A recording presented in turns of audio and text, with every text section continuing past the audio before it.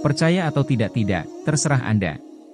Cerita ini bukan legenda karena saya dengarkan langsung dari saksi yang melihat langsung harta karun miliknya, dan diambil orang lain untuk naik haji tanpa cara-cara jujur. Tapi percayalah, Mekah dan Madinah adalah miniatur kejujuran manusia. Apapun yang kita perbuat di tanah kelahiran, sangat mungkin mendapatkan balasan langsung dari Allah Subhanahu wa Ta'ala.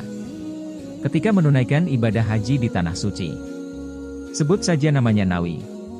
Pada tahun 1974, ia melihat ada harta karun dari sebuah tanah keramat peninggalan Nyai Ratu Kalinyamat Jepara yang didapatkan oleh Embah Sardi berupa benda dari tanah miliknya, yang menurut penglihatan Embah Pardi dan putranya, terlihat seperti batu bata.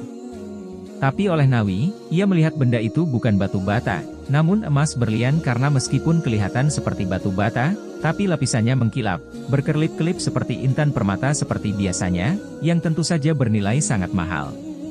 Embah, buat saya saja batu batanya, toh jenengan juga masih memiliki batu bata lainnya di tanah jenengan sendiri, kata Nawi. Embah Sardi mengiyakan saja pintasi Nawi, karena perkataan dia benar adanya. Di tanah miliknya yang disebut warga setempat sebagai Kuto Bedah tersebut, batu bata bertumpukan tertanam banyak, tersimpan di dalam tanah. Batu bata itulah yang disebut warga Robayan sebagai peninggalan kerajaan Nyai Ratu Kalinyamat bersama Sultan Hadlirin. Kuto Bedah adalah sebutan untuk kota yang hancur, ya bekas kerajaan Nyai Ratu Kalinyamat itu. Letaknya berbatasan antara desa Robayan, Kalinyamatan, dan Berantak Sekarjati, Welahan, Jepara. Kuto Bedah disebut-sebut sebagai tempat peninggalan harta berharga milik kerajaan Nyai Ratu Kalinyamat zaman memimpin Jepara selama 30 tahun pasca mangkatnya Sultan Hadlirin bin Mugayat Shah di tangan Arya Penangsang. Kuto Bedah juga tempat petapaan Nyai Ratu Kalinyamat. Nawi sengaja mengatakan benda itu kepada Embah Sardi sebagai batu bata karena dia memiliki niat ingin mengambilnya, menjadi miliknya.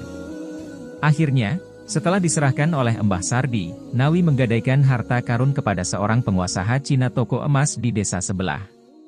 Dari dana gadai emas itulah ia berangkat haji ke Mekah dan Madinah. Berlian keramat akan dilabur oleh sang pengusaha Cina bila Nawi tidak membayar sesuai tempo yang dijanjikan. Nawi sepakat, meski dana yang dia dapatkan hanya sebatas ongkos naik haji, ia rela menjaminkan berlian dari Embah Sardi karena dia mendapatkannya tanpa susah. Malang nasib.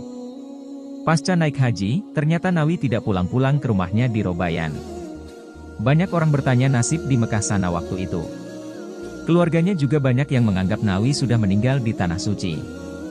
Beberapa tahun kemudian, jamaah haji dari desa Robayan ditemui sosok ular besar berkepala manusia, yang bisa berbicara bahasa Jawa dan mengenalkan dirinya sebagai Nawi. Bukan hanya 1-2 orang yang ditemui, beberapa jamaah haji dari desa Robayan yang dikenal Nawi, ditemui juga olehnya, dan mereka bilang, ular berkepala manusia itu meminta makan. Nawi menemui tetangganya di Mekah untuk menceritakan ihwal dirinya tidak bisa pulang dan menjadi ular. Ia kirim permintaan maaf lewat para jamaah haji tetangganya itu, agar Embah Sardi memaafkan.